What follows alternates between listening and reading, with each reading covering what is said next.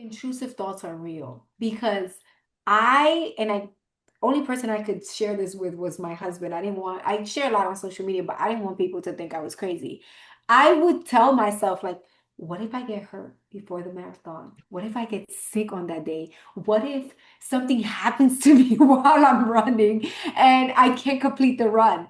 But I would just, that's it. Like I would just do it, not negotiating with myself, just getting out there and doing exactly what I said I would.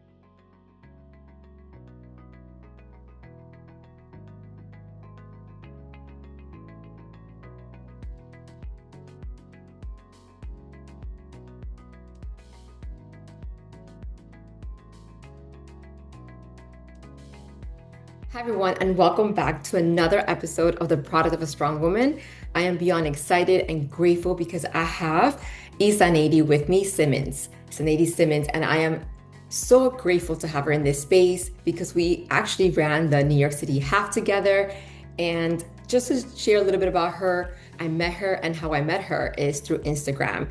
I reached out to her because she does lots of community events, and I ran with her to one of the runs that she offered when it was warmer weather. And happened to be that during that time, I had just mentioned to you, I'm pretty sure about I had literally been by the whole marathon, the New York City Marathon. I was like, I was so inspired, but I'm like, why am I thinking about it? And then you mentioned it to me, and then next thing you know, we were running the New York City Half. So to go a little bit back, I just want to say that you have such a strong presence in Instagram and just social media overall. I think that you take women from motivation to determination. That's how I see you and how I feel like many women see you because you share every day your struggles or your wins, and that makes people connect with you. So thank you so much for being here. Now, I just want to just start off with just how you can share with us about you, about your beginnings, about yourself, where you're from, and just finish off also understanding what was your relationship with your body. You have me so emotional over here. I did not expect that introduction. Thank you. I love it. Okay, so I am Izaneiryd Simmons, better known as Isa. I started my fitness journey, really zoned into it when I was about 24 years old. I'm 32 now, and I was a few months postpartum. I had just had my son. I was a flight attendant. I had a lot going on. And even before I had my son, I was living a very unhealthy lifestyle. I would work out and then I would chase my workout with a Jack and Coke and a salad. And I would tell myself, like, oh, this is what you call balance. I was already overweight, but I assumed, like, I told myself, oh, these are gains. These are gains. I had cellulite all over my stomach, all over my arms, my legs, but I was still very active. As a flight attendant, you're always on the go. I would find time to work out on layovers or on my days off, but I was always exhausted. And I just felt like I need to do something. I need to keep active, but I didn't know anything about nutrition. So I guess I would say I was very confident in myself and I was trying, but really trying and going nowhere. Then I got pregnant, I gained more weight, and after my baby, I realized like, okay, I have to do something. My mom was following a couple on social media and she connected me with them. They would share their fitness journey, their healthy lifestyle, their nutrition supplements. And that's exactly how I got started on my fitness journey, like really hounding into it. Um, I remember I was 6 months postpartum. I started off with a 21-day challenge. Actually, at the time, it was 30-day. And in my first month, I lost 12 pounds. I was not working out as often, but what I did do was change my eating habits. I started incorporating supplements, and that's when I realized, like, okay, I can do this. Like, I feel better. I have more energy. I have a better idea of what I'm doing. And I would share on social media, not the way I do now. At the time, I didn't talk. I mostly did like boomerangs and I would like post my meals and I would post my supplements. I would post myself on the plane and showing my lifestyle, but I would not talk. And from there, people started asking me about what I was doing. And right away, I was like, you know what? If I can help other people and I can earn an extra income, Why not? So that's pretty much how I started my fitness journey and started sharing my journey with others. At the time, I had just my son, but now we have two beautiful, healthy kids. I have my daughter who's 3 years old now. My son is now 8 years old, and time flies. It does. It does. And I something really stood out to me from what you just said. And you said you were confident in yourself, although you were doing the wrong, things like you were working out and you knew maybe that wasn't it, but you had confidence in yourself. That really stood out for me because that is something that many women struggle with. And you had that when you weren't where you are now, right? Which would actually would I would want to know how the women in your family um celebrate themselves. You know, it's interesting because I never saw my mom work out. I never saw her go to a gym or anything. The most I did see her do was buy like a pack of DVDs for like Insanity. I don't know if you remember that back in the day. I am 40 years old. Of course I know insanity. But Yes, I know I insanity. can't say I ever seen her actually put the DVD in and actually work out. So I don't remember any of that. But I do remember that she, no matter what she went through, she always looked good. My mom was always like, she would take care of her. She wasn't big on makeup or anything, but she was big on like when she walked out that door, she looked good. And everything that would be going on because she had a rough time. You know, I remember my childhood. My mom went through a lot, but she never looked like what she went through. She always looked good. She made sure she had her hair done. She kept up with, how she looked. And that for me, like, I guess that was the strong part of it. She always nurtured a strong look to her, no matter what she went through. That's so beautiful. And this is what I mean. Like, it doesn't just have to be fitness, right? It doesn't have to be that. But that's why I asked you, how did women celebrate themselves? Because that is where you get your confidence from, most Yeah. likely, right? That is where, like, okay, oh, I'm not doing the right thing, or my body might not look great. But boy, do I love myself the way I look, just because it was built upon you, right? So I love that. I really love that because sometimes we could be so harsh with ourselves and think like, hey, if I don't work out or my kid doesn't see me work out, then how are they going to be healthy? Well, health Yeah. starts in your mind, in your soul also, right? Nurtured by your heart. And it's like just you seeing your mom, regardless of what's going on, she was taking care of herself. That literally left something within you. Yes. And that's beautiful. That really is. What about your grandmothers from both sides? I'm not sure how that. Well, I met my grandmother from my dad's side at her ending stages, but my grandmother on my mom's side, she was always extremely confident, the life of the party, loud, excited. She always made, and I think that trickled down into my mom and into us. She always made us feel good. She always reminded us of how beautiful we were. She always reminded herself of how beautiful she was. She's the kind of person that she didn't need anyone to celebrate her. She will talk to herself. She will talk about herself to herself. She will congratulate herself. And I loved it. She was so vibrant, so exciting to be around. And you always had something to say, always had a compliment to give. So she was that person for me as well that taught me confidence. Wow, I love this. Again, it goes back to that, like us understand, like, hey, regardless of where I am right now, how do I celebrate myself as a woman? Because that is how my child is going to see me. I just had a conversation with someone recently, and when it comes to daughters, it's a great book I just recently read, and it is The Heroine's Journey. It talks about the stages of a woman, but she says that reason sometimes with women to a daughter, we are an extension of our daughter. So she sees how a woman is, therefore that's who I am until she grows and then finds her own way. But with boys, they see you as a reflection of what a woman is, not who they are, Yeah. right?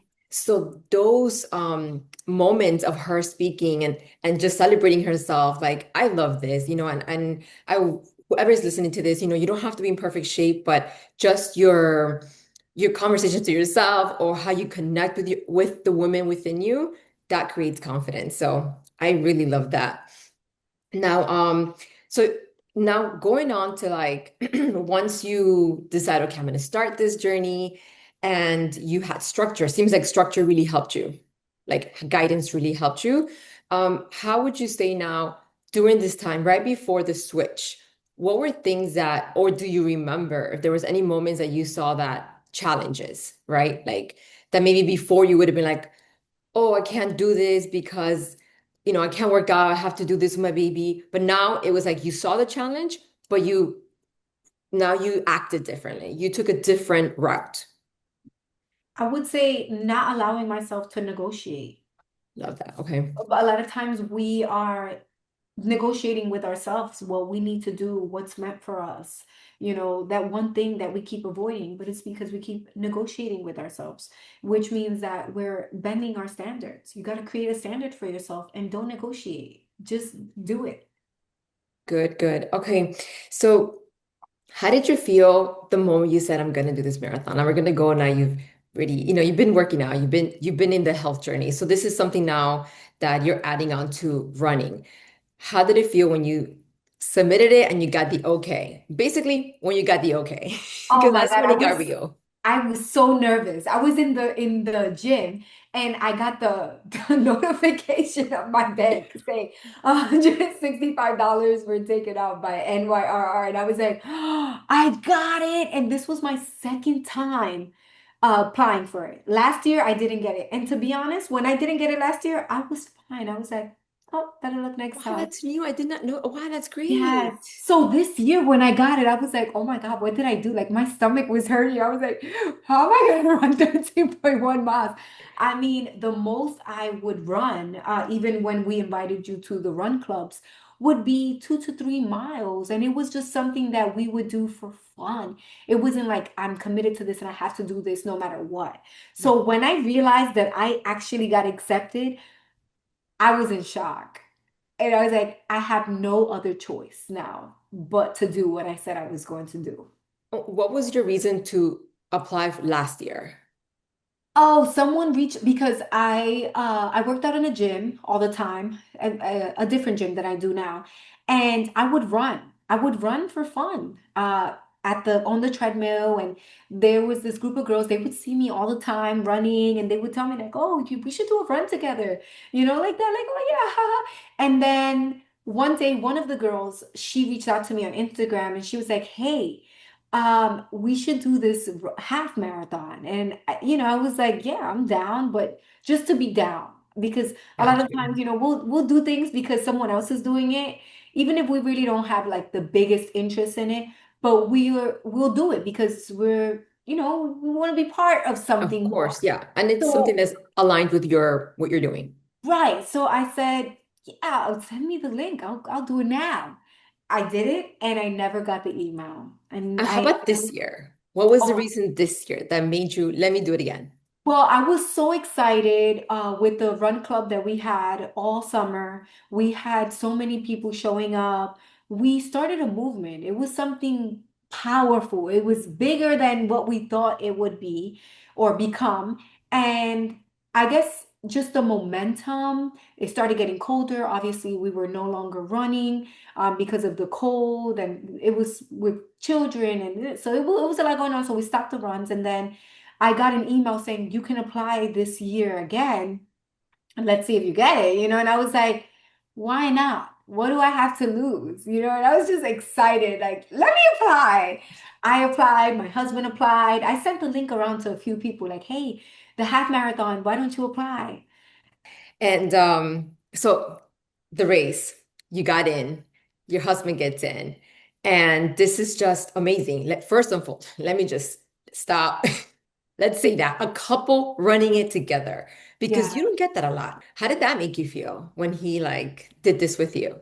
I I I I didn't realize how much I needed him through the run until the day of the run because Oh, we actually fought a lot through the training. We never, because we are two totally different people. So first, let's start with when I realized that I got okay. in, right? He didn't get in till I think the next day he got the email like, oh, you got it. So we were like, oh my God, I'm gonna do this by myself. Oh my God, this is crazy. How am I gonna run 13.1 miles by myself? And then, he was like, oh, it's fine. I'll go with the kids. We'll support you. We're gonna make this huge. And then the next day he gets the email. We're like, oh my God, we're doing it together. Well, through the entire 2.5 months of training, we are two totally different people. So we have two different perspectives. For me, I'm very structured. I run off structure, routine. For me, I have to have a game plan or else I'm all over the place. For him, he's fine with for him not having a structure is like a structure for him. So when I would be like, "Oh, I have to do my run this day," or he would hear me like having meltdowns because the hardest part about the run was the training to me. So every time I would have like a meltdown before going out for a run or complaining about how cold it would be, he would be like, why would you set yourself up for this to then complain the whole time? You can't run on a treadmill because it's too still. Then you can't run outside because it's too cold. Like all you're doing is complaining. So for him, it was like we would just bump heads. And I even told him, like, I don't even care if you run next to me or not. You can run. Because from the get, he told me, I'm not going to go at my own pace. I'm going to go at your pace because I want to do this with you. And this man has like a 7 minute, 30 seconds to 8 minute pace for a mile. And then there's me, I'm like a 10 minute pace mile. So for him to continue telling me I'm gonna go at your pace, and I was just over it. I'm like, please don't ruin the run for me. I'm gonna go at my own pace. I do not want to see you through the run. And he ran with me, and through the run he was coaching me. He was lifting me at the end. I want to say like around mile 8 when I was starting to feel extremely tired and like crampy. He would tell me like, you got this. You birthed 2 kids, you can do anything. He was Oh, he brought the kids. He brought the birthing. yes, You know, when you tell a woman you birthed your kids, you're like, yeah, yeah. Right? You're like, right. out. Oh, He he was did. Yeah, that was recording good. me. He was my cameraman. I'm so happy we ran together. It felt extremely fulfilling. Good. I love that. I really do. And maybe it was a good way to run with someone that you're so opposites when it comes to, training and structure, because then you found a way how to work with each other. And eventually you saw the outcome, right? So it's like it's so important to know, like, especially couples, right? When a woman starts or the man starts, whichever starts their healthness, fitness, or their journey, not to push the other person to do things how you want them. Yes, Matter of fact, this is the reason why we're with them, because yes, someone needs structure, someone doesn't. And it's like one tells you how to relax and how to enjoy the moment, while the other one tells you, okay, we enjoyed it enough. Now let's maybe go this way. So it's the work of two people, right? Not just in journey of the journeys of a fitness, but in life. yes, So I love that you share that with us, because that's very important for many people that are like, well, my husband, and they go to like, oh, it's my husband because he's not supportive. And I'm like, I thankfully with me, like my husband's also active, but Ron, he was like, we'll go with the kids, you know? yes. The So support system. yeah, so it's just we just gotta find our way. And then you evolve at the end of that run, you know? So Absolutely. I want to just mention some things in this, and I think there was a reason why you got into this one. This one was headliners. First and foremost, we got to go to the when we picked up our tags. It was beautiful. What was the location called? I don't say The Javits Center. Javits Center. Thank you. So usually they do it in another location, but this time it was big. So it was very much, for me, I went in between my consulting cases, and I was like, wow, they have people write, you write on the Yeah. wall and all these stuff. And it's like, from where you began to where you ended, it was like a journey to prepare you emotionally for that run. That's how I felt, Yes. right? And then, so let's start off with the fact that this run was so far the top run, meaning like people signed up, but they actually went, right? Because people were signed up and things could happen too, right? Yeah. So we had 30K plus runners. That's like so far the highest amount of runners we have. One of the things that blew my mind was that there was about 26 Olympians that ran in this run, right? So previous Olympians from other um, sports, they ran in this marathon. We also had I thought this is so cool, women There were 15,305 women that ran this race, and there were only 14,861 men. The youngest runner was a woman at 16 years old, and she ran it for fighting against cystic fibrosis because that's what she probably deals with, right? And then you had the oldest person running, which was a male at 89 years old. That was just Incredible. amazing. Like that blew my mind. And as I mentioned to you in another, we had spoken about it was the blind, someone that was blind ran the whole marathon. He's the founder also of a glasses that has the AI, and he was helped, run this whole, he finished the whole. Yeah, he did also have the dogs that they actually switched about three dogs that they used. But just all these things that added up, I felt like I never myself had the spark to run. I run, like I said, but not to do a marathon. Yeah, And for the people that decided to run this year, I'm not sure about you, but like when I ran, I felt this energy, especially like in the Brooklyn when I was getting up on the like towards the end of Brooklyn. It's just this sensation of like no matter what anybody's going through in this race, they're bringing their best mindset. That's what I know. absolutely. So did you Absolutely. feel that? Like, did you feel anything in that, like the energy within the runners?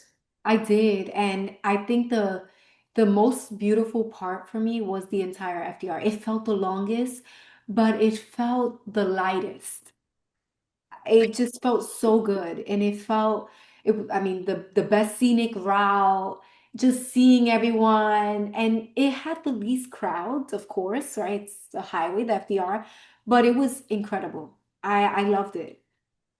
Well, yeah, I mean, ask a question. You were raised in what part of Downtown Brooklyn, Brooklyn? where the beginning of where we ran through. So we ran through the Brooklyn Bridge, Uh-huh. but before getting on the Brooklyn Bridge, the Barclays Center, that's where I grew up. That's In where the actually that's where you grew up in like in that area? the projects nearby, yeah. The Oh, projects nearby there. And I was like, how insane is it that I was born and raised here in the projects, and now I'm here running through this in a half marathon. Talk about the growth. yes. And when I was running it too, like when I moved, I was raised in Miami, but I'm from Peru. I was born in Peru, raised in Miami. I moved to New York in 2008 because I wanted to be a firefighter. So I was an EMT for FDNY, and that's where I started. Literally, that was my station where your area, So when I was running it, and then I went to City Tech to become a nurse. Wow. And as I was running, like you said, you were like thinking probably like, right? Like a moment of like, man, I can't believe I grew up here now I'm running the half. And me, I actually had moments where I could see myself like, man, I can't believe that this young 23-year-old that like was so lost in New York is running here, So I think running a half marathon definitely connects you to different parts of you and different times of your life. Regardless of where you're from, I think, or where you raised, it happens to be that we had a connection, but other people that run from other parts of the world, they might be thinking like, man, I can't believe I'm doing this. And might have memories of their training. Because like you said, training is literally the marathon. Yes. So let's get into the training part now. How was your training? So you were very structured. So was there tools that you used that helped you through this whole training? Yes, I used Runner, the app, and I did 3 runs a week. So I did 2 short runs throughout the week, and then my long run days were Sunday. So it just helped me with an outlook. And in between, I still strength trained. So within 7 days, I was doing 3 runs, 2 upper body days, 3 lower body days, and 1 full rest day. Okay, good. I mean, and being that you really focus on strength too, right? Because I mean, growing up for me, like I mentioned, I played soccer when I was young, and then playing soccer, they would tell us, okay, when it's downtime, you're gonna play, you're gonna go track and field because that I always had this thing of like, look at the women's bodies of each sport because that is literally what you're going to be, not exactly, but similar, right? So if you look of a Right. long distance running, they tend to like the cross country runners were more leaner. And Yes. then you have the truck and they had the massive, strong legs, right? So, um, did that any kind of fears of like getting in your way of like, I mean, when I say getting in the way, meaning like you've done so much strength training, building muscle, doing all of this, and then somebody that would be like, man, but if I run, I'm gonna lose my gains, right? So is that something that like you thought about? I did, but I also did so much research. I was in a surplus the entire training. In fact, I feel like I put on a lot more body fat and then I somehow lost it all the day of the run because I burned like 4,000 calories that day. But I definitely put on a lot more body fat, but I was eating a lot more intentionally, a lot more carbs, uh, fuel. Food is fuel if you use it the right way, right? It can fuel your body in a negative way or in a good way. And so for me, I took those 2.5 months to just fuel my body in a positive way so that I can not just sustain muscle mass, but also so that I can get through each run and get through my days, rest, recover, because that's a big part of training for it. Okay, yeah, no, that's definitely, and it's good to know because, like I said, like some women, like, they're working on their lower body, their upper body, and it's like to train for something so long, you think like, oh, it's all the work. But no, you definitely can't because you know, as you share in your social media, you still kept all your lean muscle and you were still able to accomplish this. So it opens up a space now for more women to understand that this is more, I think, mental as you progress through the training. Yes. So during your training, was there a time where you felt like, am I going to be able to do this? Like, you know what I mean? Like through your runs, was there a time? And then when you felt that way, what made you keep going or what was the conversation going on in your mind? Intrusive thoughts are real because I only person I could share this with was my husband. I share a lot on social media, but I didn't want people to think I was crazy. I would tell myself, like, what if I get hurt before the marathon? What if I get sick on that day? What if something happens to me while I'm running and I can't complete the run? But I would just, that's it. Like, I would just do it, not negotiating with myself, just getting out there and doing exactly what I said I would. That's why having my structure, having a plan was so important for me because it gave me something to do. I didn't have to figure it out. I didn't have to overthink it. I mean, I could overthink it, but at the end of the day, I'm going to get out there and I'm going to do it. Yeah, no, definitely. And when you're saying intrusive thoughts, right? That to me has been so like curiosity type of deal because I'm like, okay, we're not all crazy, but there's many moments when whether it's a good moment or a hard moment, you hear thoughts, and that's like I had a quote, heard a quote from somebody that said like, we have a mind, you are not the mind, Right. right? So it's like, I think it's very important that when you start hearing those thoughts, it's important to actually like just kind of like pull yourself out and kind of talk to that person, right? Talk to Mhm. or that thought, right? And then kind of guide it to, hey, I'm okay. I understand and let's keep going, right? So I'm glad you shared that because that's a good place, I think, to start when you start hearing the intrusive thoughts. How can you deal with them? Talk back to it. Have a conversation with it. Yeah, yeah. And then just do what you initially planned on doing because intrusive thoughts, they can reroute you from fear, from the unknown. But if you just focus on what you're supposed to do, what you told yourself you were going to do without negotiating, you will get it done. Definitely, definitely. I love that. And I have a question. Going back to like when you mentioned when you started your health journey, it was postpartum, like 6 months, right? You were Yes, 23, I want to say, 20, 24. 24, 24. Um, what was like, would aside from that moment, was there a time where you felt so that it was just so hard, right? Like so difficult. Like right now, we were talking about the run. You had intrusive thoughts and you were like, let's go. Back then, when you hadn't developed at that point, your strong mindset now, what kept you going on? What kept you moving forward?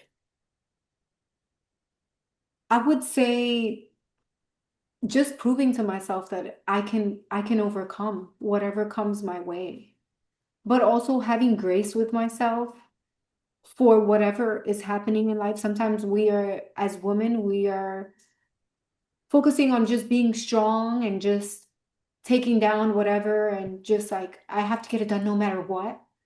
But it's also important. I think that it's strong too. It's actually it's powerful to give yourself grace and to remind yourself that you don't have to take on all the load all the time.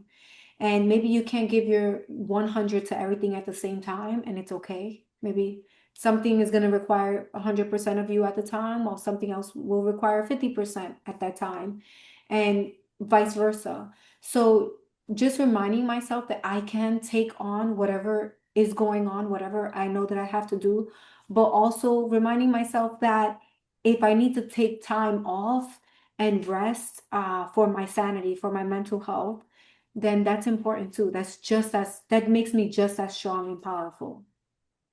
Yes, and I'm thinking like the is it the more grace you have for yourself, the further you got? Do you think? Yes. Yes, absolutely. Yeah, Absolutely.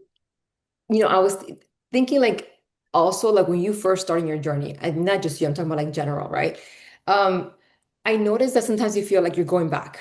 Like let's say you did something that, man, I ate that meal, and you had this like structure of like I'm not gonna eat this and I'm gonna be doing this, and next thing you know, you ate that cake or you you ate that whatever you were not supposed to eat, pizza. Um, and I think instead of that we're going back to our old habits, we're stepping back to look at why did I do this? Or how do I feel? And in that conversation, then have grace for that woman to tell her, okay, well, this is what we did. So we're not going back. We're just stepping back to see what's going on, to see what we're doing and how can we get better. It makes you realize because so like with me and my husband, like I'm the active person. Like I need to get like when I found out I was pregnant the second time, I went for like 4 mile run. That's that's how I celebrated my I'm pregnant run. That's just how I am. I'm very movement. My husband, on the other hand, he's very chill. He's very laid back, Mhm. right? And one time he told me something that stuck to me. He said, shaming does not change, and I was like, man, why? That's so true. And even to our own selves, if we shame ourselves, oh, then you're gonna stay there. You're not gonna change. So it's giving yourself grace. I think that's an amazing tool to use to through a marathon, through life, through anything. To not you're not going back, but you're stepping back to then give yourself grace to go forward. Absolutely. So do you have any way that instead of reacting to an obstacle, we can actually take action towards an obstacle? So react versus action. Right. I would say before anything, it's okay to stop and think because most of the time we can be impulsive. We make impulsive decisions. We make decisions about how we're going to feel at the moment. We're looking for that at the moment outcome. But if we just stop and analyze things and it's like, okay, is this going to better me in the long run? Is this going to make me stronger in the long run versus how am I going to feel right after I decide right away? So for instance, when I'm facing any obstacle, I want to slow down first and just think about what can happen based off of what I decide to do. Because if I make an impulsive decision, how is that going to shift my life? So I would say before anything, it's okay to take time to make a decision off of your obstacles instead of just jumping right into attacking mode. Man, as you're saying this, I'm thinking like impulsive, right? When we're making impulsive decisions, we're reacting. And when you're reacting off your beliefs, like Mhm. what's programmed already within you to do, like don't touch the fire, it's hot, right? All that stuff. And I'm thinking like when we have an emotion and it's emotions are from it goes way back to like when they were doing studies about the brain and stuff like that, they came up with that. emotion is energy in motion. And as we know, energy doesn't stop. Like a car accident, it just goes. It does not stop, and all the force continues, right? On the Mhm. body, and then, so if emotion is energy in motion, that will be something that is impulsive. It needs to get out. So unlike for me, intuition, when we're really connected to what we really want, what we're having our heart to complete, to acquire our goals, that doesn't want to rush. That truly, like when you have this intuition, it's so subtly, it's so peaceful. Even if it's something that, hey, there's something that's going to hurt you, it still doesn't feel like anxiety or like nervousness. It just feels like, okay, I shouldn't do that, right? So that's a great advice to do when you feel like when you're facing an obstacle. If you feel like you need to react right away and have an impulsive thought, most likely is an emotion that just wants to move through. And maybe it's like emotions are good to embrace, but don't be braced by your emotion. Don't be Yeah, stuck by the emotion. So I think about like, okay, why do I want to automatically stop doing this, right? Do I have fear? Like, have a conversation. It's so important. Have a conversation with yourself. Just stop, think, and that's like one of the best things to do to get through obstacles. So you can now have an action, not a reaction. absolutely. I agree 100%. So that's great. Now I want to know because everybody, I know knows you by Isa, right? That's everybody calls you. And how was Isa when she was in her 20s, early 20s? What was strength for her? What was strength for you? I would say strength for me was like just getting through, just pushing through, just like surviving, being able to make decisions fast, be consistent, disciplined, like little things like that was strength. That's what I saw as strength. Versus now, everything is a little bit more thought through and not necessarily overthinking, but just making decisions that actually shift my life instead of just reacting to life, being able to make a quick decision, feeling strong about it, feeling like I'm seeing my consistency, my discipline, and just pushing through. Yeah, even as you say that, it feels like the more you give yourself that time, at the beginning, it might feel like it's long, but then it shortens. And it's not that we're making a fast decision, but now it's almost like your intention is so pronounced that it's now guiding like Mhm. the rest. So it shortens. It's not going to be long forever, Mhm. because you already have a clear understanding where I want to go, where I want to be, and how I want the people around me to feel. And it's going to be impacted by my actions. So, okay. And how about because being powerful, because when I went to that running club meeting that you had, and then just had following you through, automatically the first thing that came to my mind was this woman really has gone like from physically like strong, and you see her, but she has this mental powerfulness now to her that she has driven through her whole journey.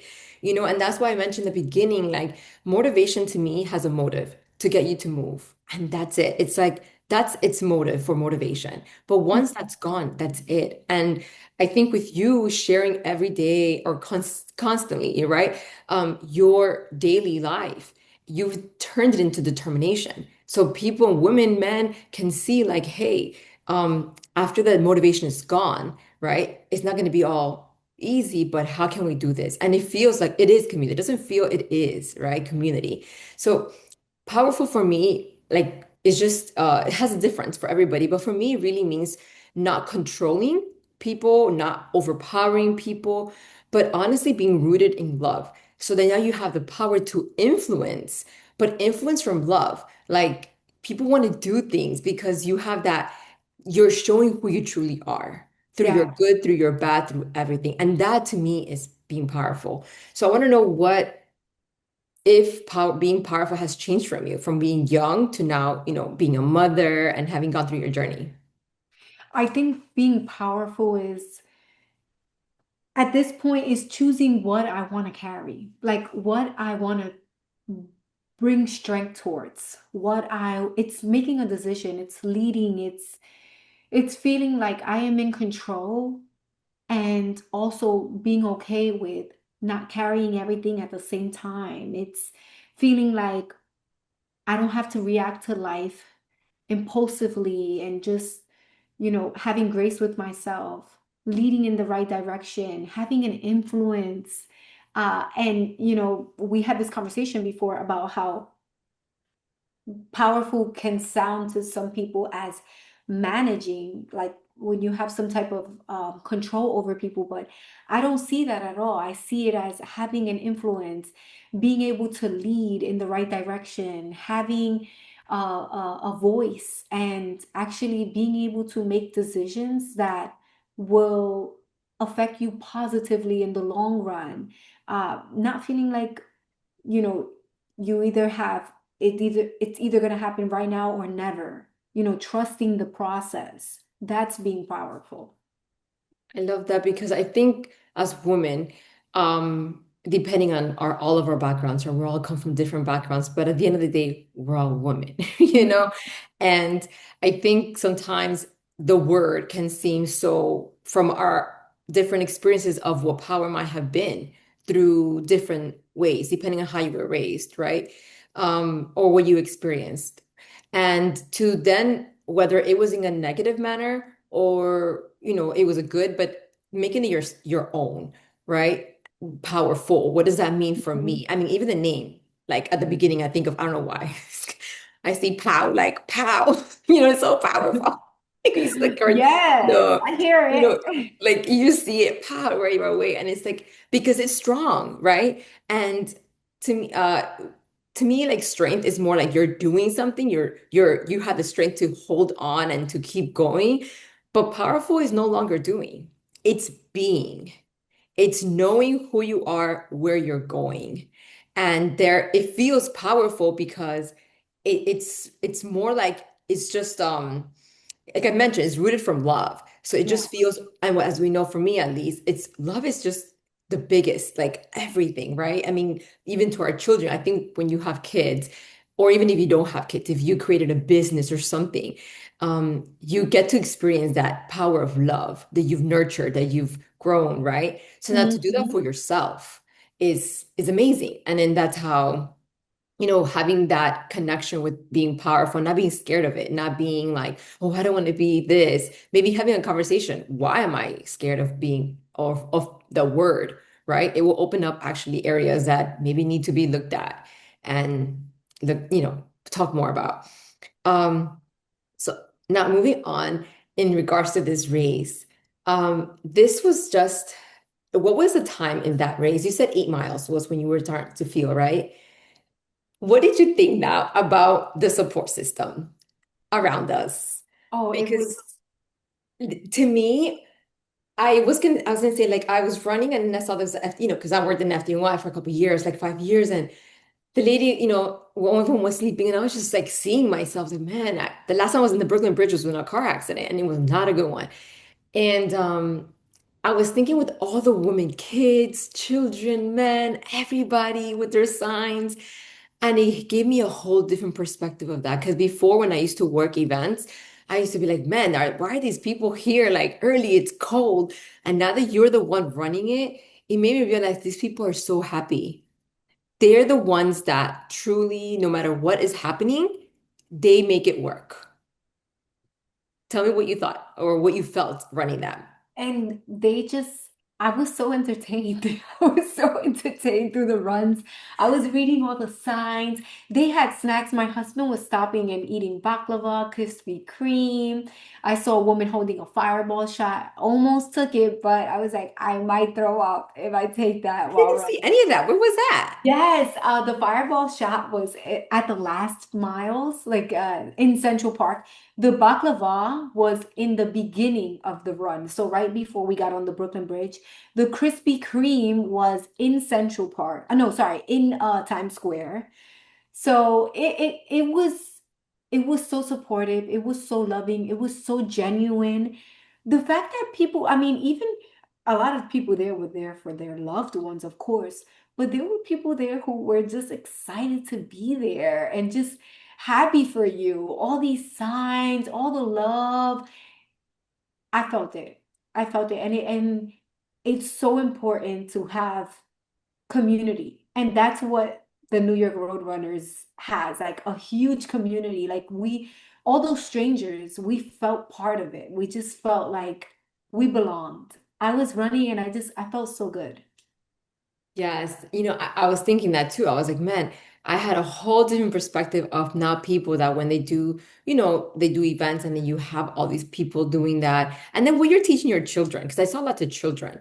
And Yes, I was like, wow, like this is so cool that they're learning how to contribute to the community, right? How to pray. Because if you're able to do that for other people, then you at that young age, it's like you understand the importance of it and how can I do this for myself, right?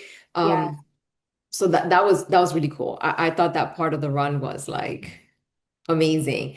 So going on to through this run, what was I would say as we know, in every stage of our life, when we're doing something that really pushed us to a limit, something kind of leaves behind and something else expands, right?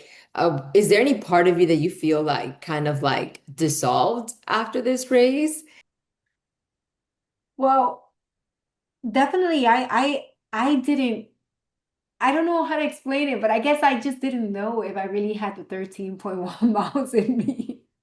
Because even in my training, the most that I ran was 12 miles in my training, which was 2 weeks before the run.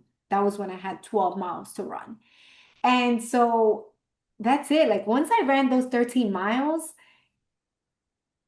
for me, it's like it's up from here.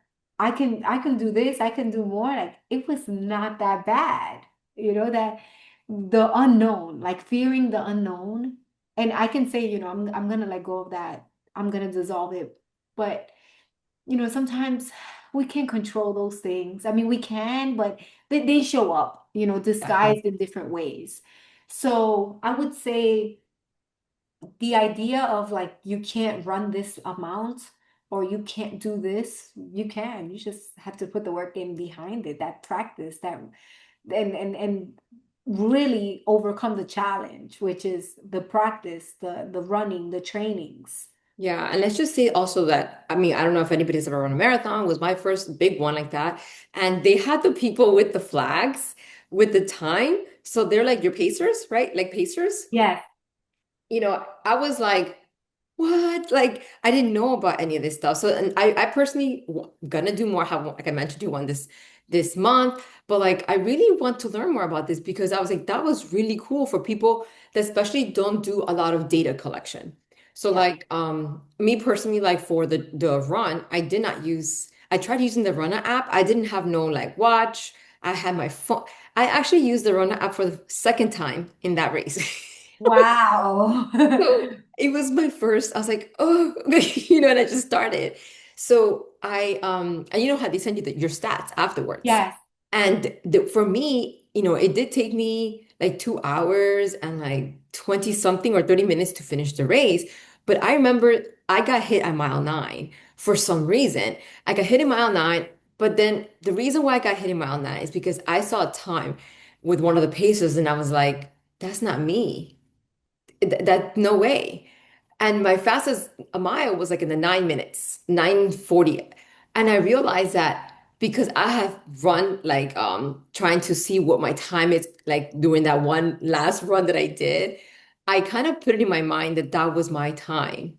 And I realized there's data and there's instinct. So when you Yeah. were mentioning about your husband, there's actually great runners. I didn't even know there was ultra runners where they run 100 miles. These are days, okay? They run 260 miles. Yes, the more I've been researching because it's interesting, okay? And so if you've probably heard of David Goggins, right? He Yes. runs them, and he was talking about how like people run these long runs, like really long runs, because it's not about the place, like what place I land on this run, but you want to know where your mind will take you. Like you really want to find something of yourself in that run. And when you do a marathon, I think there is a part of you you find you have to pull anything out of you the moments that you have a difficulty, you know? So yeah, so like there's data and then there's instincts. So when you were talking about your husband, I was thinking about that because then some people actually follow their bodies. Like, how do I feel? How do I this? Because way back in the days, they were showing like they were showing a video of like the New York marathons back then, and there was no watches, no No, nothing. They nothing. were just like, you know, Living doing their life. thing. But I finally did uh decide to invest and I got the Garmin watch. I just got it like 2 days ago. Oh, God. Because I didn't want Oh, to do the Apple. I was just the reason why is because when I run, especially when I work out, like I don't want no distractions, like no calls, no nothing. So Garmin, it really doesn't, if you have to like, I guess, get certain watch or like a certain thing to get like the phone to go to like your watch. But I'm definitely excited about that, yeah. so yeah, and then I wanted to ask you too, now heading towards the end, is there anything new that has come out of this run for you? Like it's been a while, like not a while, it's not even been a month, right? I think it's almost a month from our run, Almost a month. almost a month from our run, but the energy is so high when you first finish. If you could go back to that day and after you ran, is there something new that was born within you after that run? I would say the feeling of, well, it's which is not necessarily something different. The feeling of like I can go on. I can do it again. I can continue. But that's something that, it's like a high. I, I have to think about this. Like It's like a something runner's that high. What they say, you got you. Did you get the runner's high? What they talk about? Oh yeah. I mean, I was shivering. I was like, but I couldn't believe that I got home like nothing. We did take public transportation. So we got home afterwards. We stood around, we went out to eat before and everything. And I was still okay. I guess just being able to still be okay after you just went through like a huge, I mean, to me, it was like a life event, running 13 miles. That was I've never done that before. And even still, I'm like, wow, a part of me wants to do it again. It's true. Like basically, like right when you face your fears, that's it. Like it's gone, and then you can keep going, right? Yes. And that's really what it's all about. Honestly, at the end of the day, whether it's physical, whether it's financial, whether it's like life, right? But Definitely reassurance. Reassurance with yourself. of what you Like can do. yeah, I can do this. Like I can't believe I doubted myself. I can't believe I had those intrusive thoughts. Or when you have intrusive thought, you got to talk to it. Let's have a cup of Yeah, tea and let's do this. Let's talk about it, I like it. And that way you can have grace because then you start having that conversation. I really do believe too that that's a reflection of how we even treat people, right? Because sometimes we like and this is coming from the medical aspect, being a nurse and I mean I left the hospital 6 years ago, so I work as a consultant now and I'm also a hypnotherapist. But like working in a hospital is very difficult when or even as an EMT, when people think that it's easy to stop an addiction, to stop something, and it's like it's not. And then I realized that if you don't have grace for yourself, you're just not gonna have grace for other people. It's gonna be very difficult, so that even kind of reflects your community, right? How are they supportive or are they heavy? Are they gonna push you or they're gonna tell you why not, why you shouldn't do something, Yep. So I want to ask you also, like, so part of this of the podcast when I first started, I remember thinking like, I think a lot of the times as women, the generations of women before us, it's like they worked so hard, right? They did so much to give the next woman a better life and a better Mhm. life, right? And I think sometimes as I was asking you the question, like when you see a pattern of women that just stop, is there anything you can talk in regards to that we no longer are their prayers. We are their answered prayers. So now how can we evolve for the future women in front of us, right? Not struggling, not like thinking, how can we switch the perspective of like, man, this is so hard, to then maybe remembering what did our ancestors do that we no longer Abs- have to fight for. I mean, I would say definitely feeling like we don't have to earn our worth through exhaustion anymore. I love that. Because for so long, like and listen, like there are still many things we're fighting for. Like, here's an example. Today, I was in alpha class and I was jump roping. I haven't jump roped in years. And I was literally peeing on myself while I was jump roping. And I had to go to the bathroom. I came back and I told the instructor, a woman, I was like, I'm literally peeing on myself while I'm jump roping. And she was like, "Your mom." And I'm like, "Yeah, I am." And she's like, "Yeah, I used to teach CrossFit for 17 years, and the women all the moms needed to keep panty liners on them." And I'm like, Why? are we ever going to get over this? But it's like Mhm. we're always fighting for something or for fighting for people to understand how we feel. It's something like, and then she said, "Yeah, men would never, like they would never understand this. They'll get the ick listening to that. Like, ew, you were peeing while you're jump roping." But it's like, yeah, because I'm a mom, and so my body has gone through so much, and it's repairing, and it's like we have been overly exhausted trying to prove ourselves, trying to prove our worth, trying to prove that we can carry everything, that we can go through everything and challenge ourselves. And, I think that the real growth comes from setting standards, not trying to like prove that you can handle more, like just believing in yourself, setting standards for yourself. That shift of like in your life is it's not some you don't always have to carry something. You don't always have to exhaust yourself proving something or showing that you can be the strongest ever. Just it's okay to live in your grace, in your soft life. As women, we're always just trying to fight something, but we also need to remind ourselves like it's okay to be a woman and to just slow down. You said with the exhaustion that it's Yeah. no longer.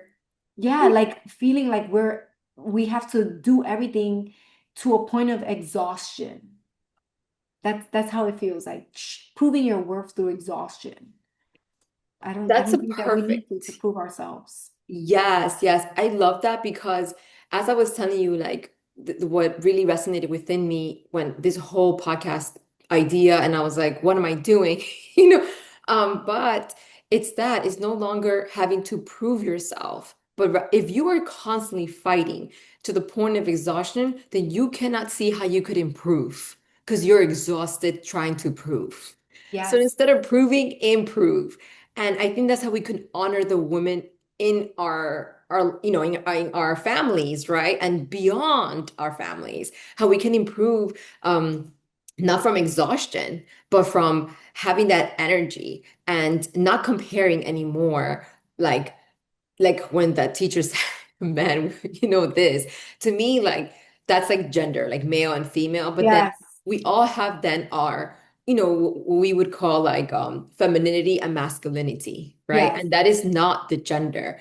I learned that very well as I was learning about archetypes and how that's just a characteristic. That's what we say, like, oh, you're just like your mom. Or like when you see your children, oh my gosh, she has this of her dad. That's the masculinity. That's like the femininity, right? And it's like, Mhm. how can we put it together and no longer have to fight it? Like as you said, it leads you to exhaustion. And I think that's the best way to no longer, live this life still as if we're still in their prayers. We're literally their answer prayer. Like as I mentioned, they will be like looking at us like, what? Why are you fighting over that? Get Yes. over here. So, Yes. it's like a distraction. So definitely no longer proving, but improving. So that the future generation no longer has to exhaust themselves anymore. It's a great, great perspective of that. Mhm. And so now, when was the time in the run, before we finished with the race, basically that you felt like you didn't need your strength, you needed your mental power to get you through this? Was there a time where you felt it, or it was just like so fun the whole run that you were like, The end. The end. I would say right after we got off the FDR and we were running through Times Square, Mhm. by that time I was like, oh, this is hard because it felt like we were just going uphill. And I think that we were around mile 9, 10. Mhm. And I just had to keep telling myself, like, come on, this is the end. This is it. You've made it this far. Might as well finish off strong. Just go. And I slowed down completely. And I was fine with that. Even throughout the entire run, I felt really good running. In fact, I felt like I could have ran faster, but I was afraid of exhausting myself too early. So I went at a very slow pace. I mean, to me, it felt slow. Like I felt like I was cruising. So at the end, I told myself, okay, if you want to finish better, go slower. And I kept moving, kept going. Good. Yeah, I'll be honest with you too. Like with me, I thought that I had this like image of like flowers at the end where I'm gonna see the end and I'm gonna just run it really fast. But I was like, out like a mile like towards the end, right? I was like, what happened to my image of me sprinting that That's half what I thought mile? too. But it's really towards the end that it was the toughest. But it's where you can slow down and then have like I think that's in a marathon, that's when you really hone in like, why am I doing this? We're almost there. Look what you have done. So look now what you've completed so that you could continue going on to finish the race, you Agree. know? So it's amazing. So then anything else you want to share about this? Oh, discipline before I want to include that. I know that's something else that a lot of people struggle with, right? Discipline. And what would you say, like, how can you help another person in regards to how can they incorporate that in their lives? And do you think they already have it? They just don't have it in the right area of their life. So first, I feel that everyone is disciplined in something. That's what I said. Yeah. Everyone is disciplined in something. It's just you decide what you want to put that discipline towards. And it starts with little habits. The one thing that you keep avoiding, decide, okay, I'm gonna do it today. And I'm going to do it again tomorrow. And then the next day. For example, a lot of people say, oh, I'm not disciplined with eating healthy. Well, why don't you start with one healthy meal? Why don't you start with just tracking your protein intake? That's a form of discipline. You focus on more protein in each meal daily, or you focus on more protein in one meal daily. And then from there, it starts to spread. You start to see things differently. You start to see food differently. You start to make better decisions. You start to carry yourself differently. You have more energy. You feel better about yourself. You get more confident because you're starting to practice that muscle of discipline in the things that you didn't think that you had in you.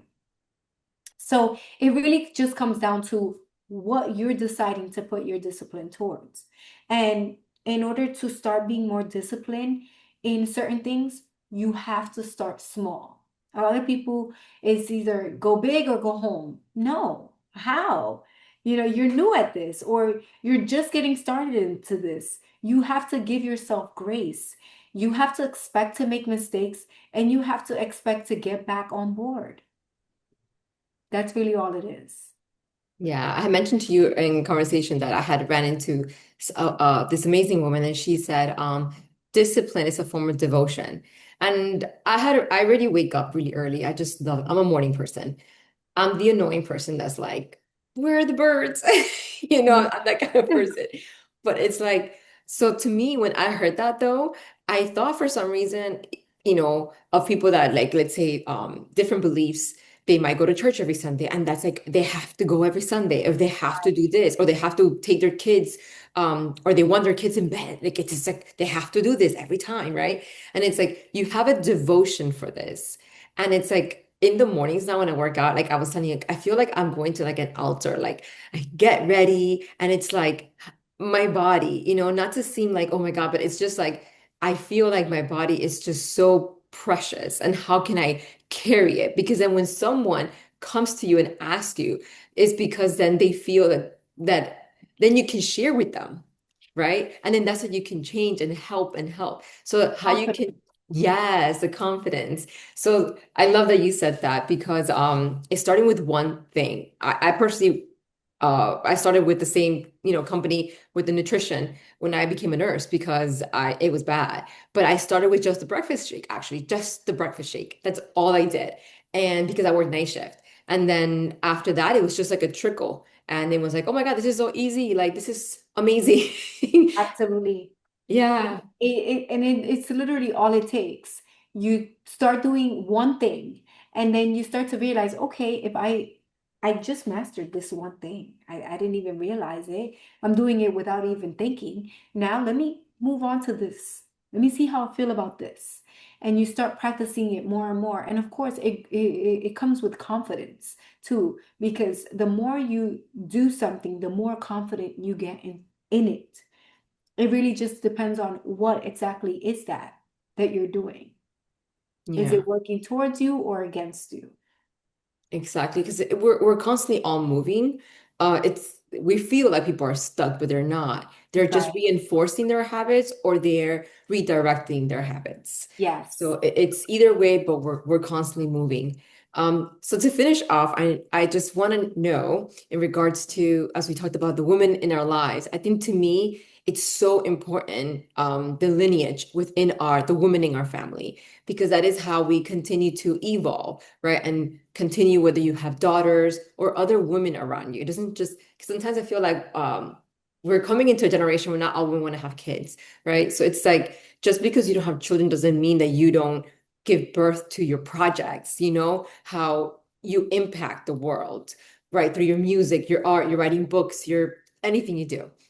So now I wanted to ask you, what has another woman in your life left in your journey that it will be continued to be passed down to other women because that is legacy. You live in other women because that person is like is reminded, oh my God, I remember this. And without even mentioning your name, it's just your action that it gets passed down. So what would that be?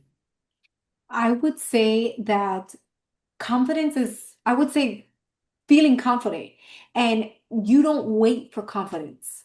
You practice it every day. You build it through keeping promises to yourself. And that's exactly what I teach other women to do. And it just locks so beautifully with what you shared earlier in here, which was like your grandmother, your mother, regardless. See, they live through you, and now other women still get that because they see you like show up, and it's not just what you do, it's how you do it, which speaks massive to other women, and they want to know and they want to follow you because your confidence gives them a moment of confidence that I can do this. And that is, I feel, how you switch that, the temporary motivation to, hey, we can do this. So I could definitely see how the women in your life really nurture that and how you continue to do that now with all your clients and with all the women. So thank you, Isa, so much. Is there anything else you want to share with any women out there that is thinking about a marathon? Maybe you could share three things, actually, tools that you use in your run. And they'll be like, oh, maybe I should try this. Not that, you know what I'm saying, but three tools maybe that they can use in a marathon. I would say stop second guessing yourself, thinking, am I really capable of this? Just sign up. Sign up and you'll figure it out from there. After you sign up, you're going to download an app, Strava, Runner, whatever it is. I mean, obviously Lisbeth didn't use an app, But I'm but using it now. I got the, but you're using it I'm now. singing now because I'm running. Right. It's not necessary.